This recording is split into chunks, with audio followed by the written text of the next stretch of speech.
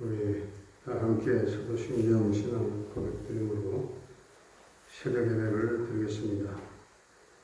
나는 전능하신 아버지 하나님 천지의 창조주를 믿습니다.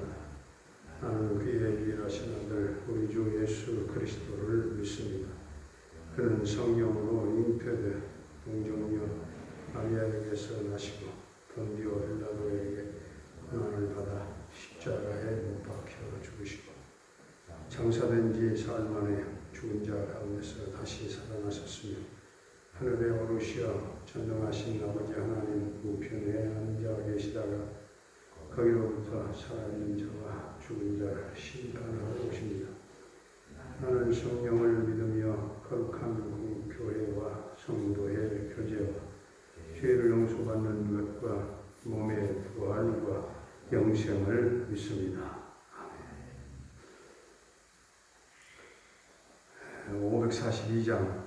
542장 전송드리겠습니다.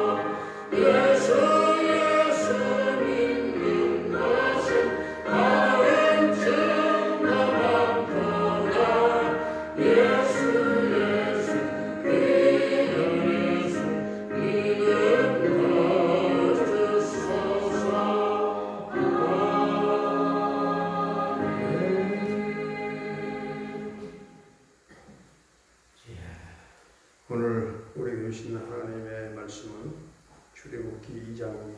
출애굽기 2장. 레위 가족 중 한 사람이 가서 레위 여자에게 장가들어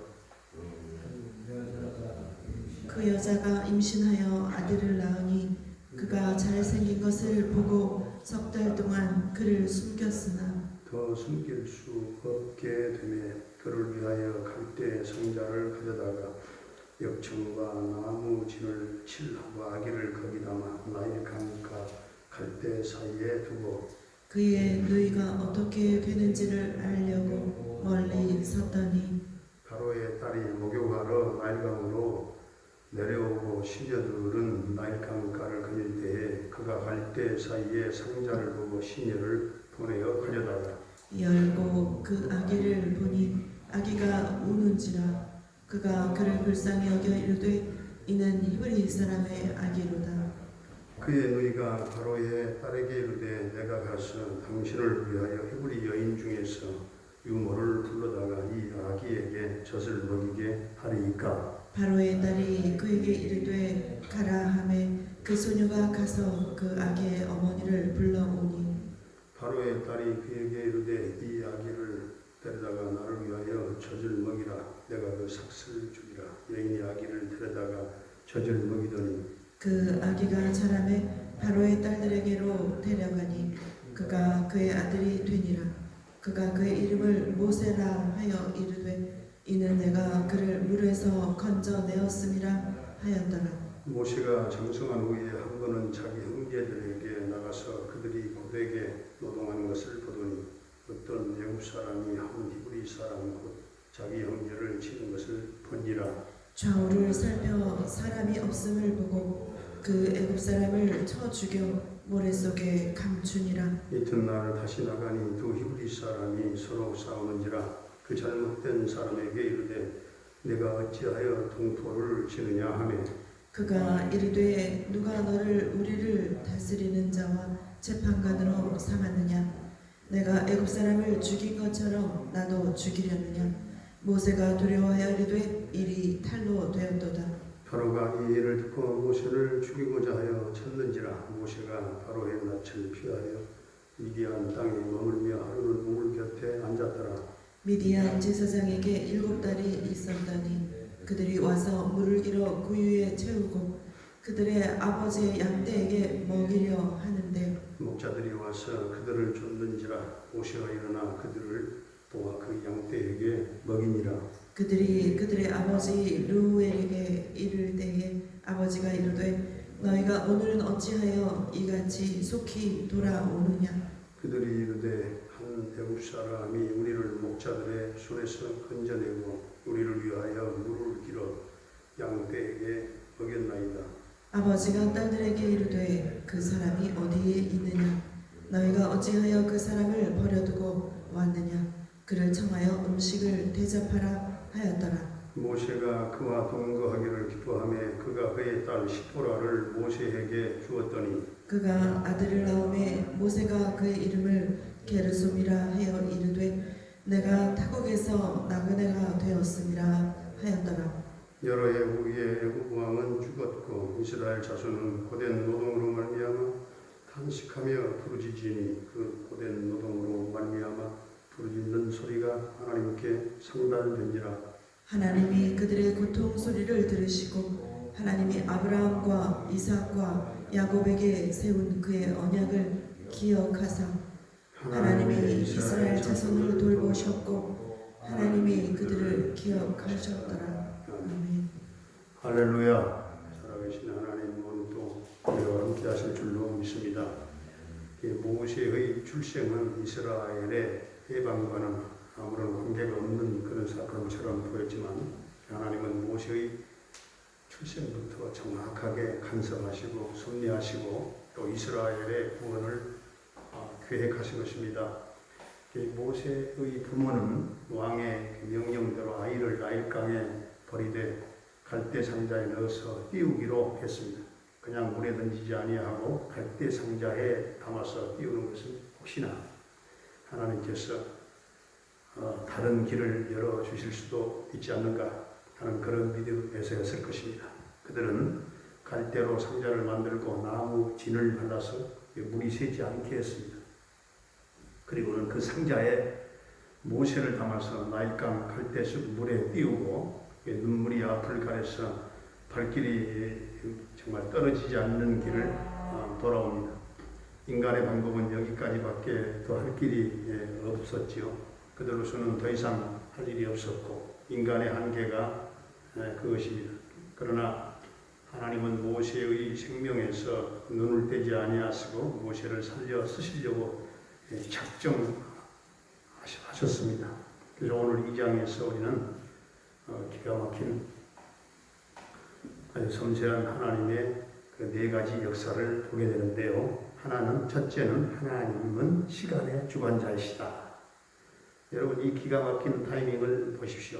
모세가 강에 버려진 그날에 바로 그 시간에 바로의 딸인 공주가 목욕하려고 나일강에 나왔잖아요. 모세가 갈대 사이에 버려진 바로 그 정확한 시간에 이 바로의 공주가 목욕하러 나왔다가 그 순간 공주의 눈에 이 상자가 들어왔다는 사실입니다. 이것은 우연한 사건이 아닙니다.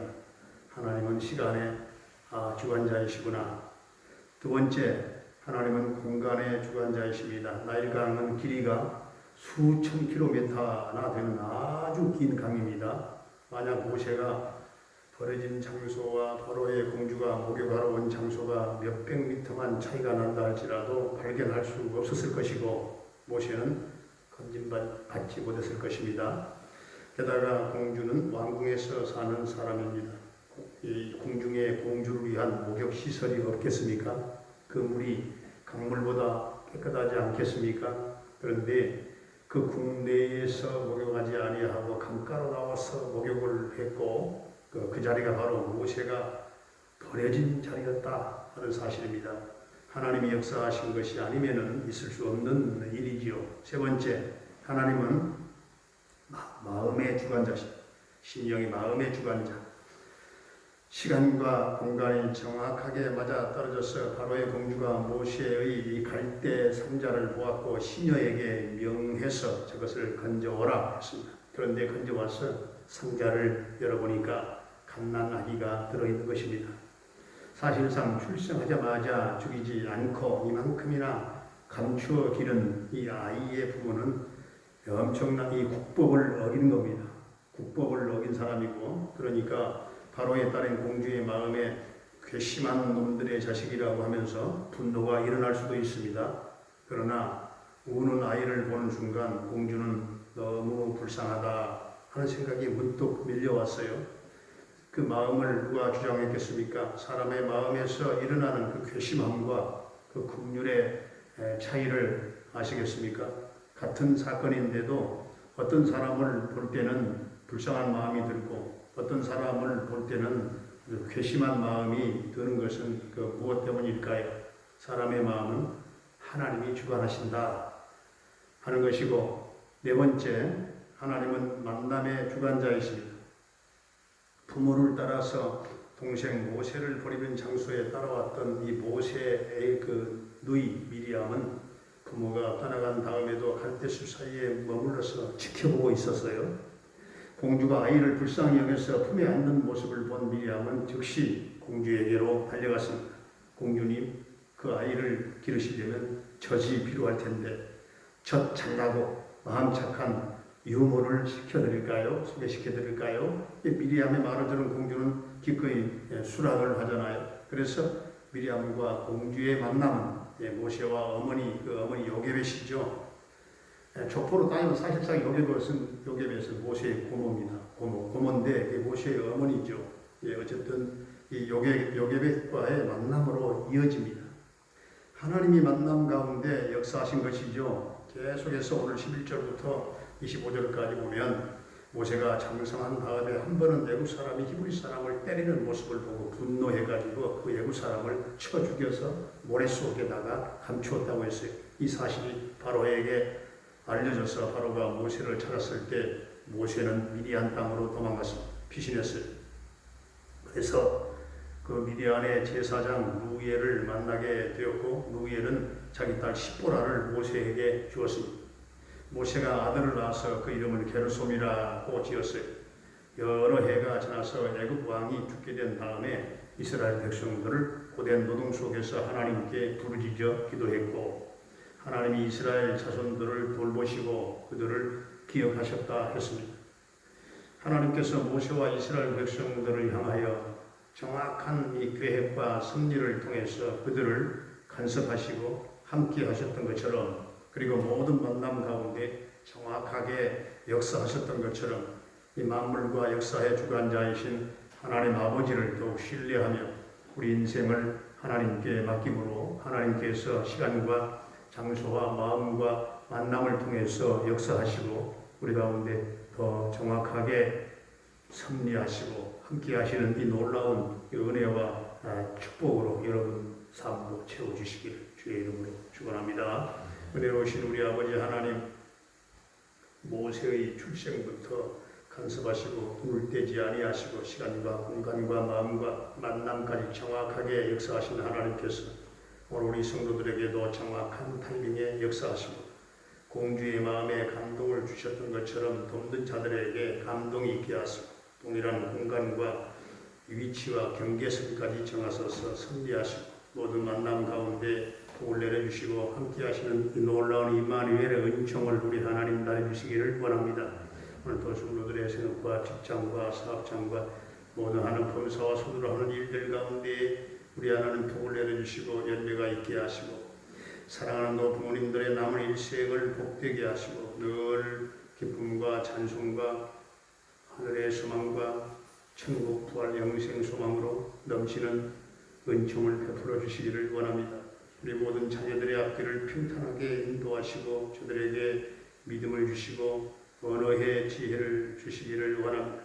이제 이틀 후에는 수능시험이 있습니다. 우리 수험생들 은지와 세 그리고 대학의 문을 선택을 기다리고 있는 태연이 지혜와 총명, 집중력, 적용 능력 세임 더해 주셔서 모두가 승리의 대가를 부르도록 주님 축복해 주시옵소서.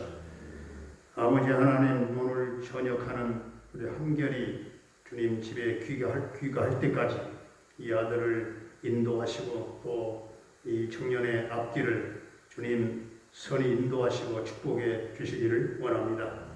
캐나다에 살고 있는 정찬석 집사님과 그 가족을 지켜 보호해 주시고 형통 대성이 그곳에 있게 하시고 늘 평강 승리의 소식이 전해지기를 원합니다. 병으로 말미암아 영육간의 고통을 겪고 있는 성도들에게 주님 보혈의 손, 능력의 손으로 고쳐주시고 모두가 강건케 치유되고 회복되어서 예수의 이름의 권세를 감사 찬양하며 살게 하여 주옵소서. 조여선 자매 하나님 영적인 문제가 해결되기를 원합니다. 그 딸이 하나님의 통치를 받기를 원합니다. 성령님의 강력한 기름 부으심이 있게 하시고 이 딸의 입술이 열려 예수님의 이름을 부르게 하시고 십자가 보혈의 놀라운 은총과 영과 육과 정신과 마음이 모든 가운데 강물처럼 흘러 보혈이 적셔 정결케 되어진 거듭난 하나님의 딸로 하나님을 춤추며 찬양하는 놀라운 기적의 은혜가 그 딸에게 있게 하여 주시옵소서. 김경미 목사님과 폰타칸 탈라 교회를 비롯한 선교사님들의 열방 땅의 선교 현장마다 성령의 기름 부으심이 넘치게 해 주시옵소서. 오늘도 이 나라 이 민족을 축복해 주시되 남북 평화 통일 이루고 그리고 민족 봉화가 이루어지고 하나님을 찬양하며 이 땅 이 한반도 우리 대한민국 또한 남북 모든 곳에 부르고 부른 예수 그리스도의 계절이 꼭 오게 하여 주옵소서. 이 땅에 코로나19가 완전 소멸되게 하시고 이 코로나도 정착되게 하시며 혼돈되고 무질서한 세상의 질서가 회복되고 하나님의 진정한 평화의 세계, 정의의 세계가 이 땅에 이루어지게 해 주옵소서. 예수님의 이름으로 감사하며 축복하며 기도하옵나이다. 아멘. 하늘에 계신 우리 아버지, 아버지의 이름을 거룩하게 하시며 아버지의 나라가 오게 하시며 아버지의 뜻이 하늘에서와 같이 땅에서도 이루어지게 하소서. 오늘 우리에게 일용할 양식을 주시고 우리가 우리에게 잘못한 사람을 용서하여 준 것 같이 우리 죄를 용서하여 주시고 우리를 시험에 빠지지 않게 하시고 악에서 구하소서. 나라와 권능과 영광이 영원히 아버지의 것입니다. 아멘.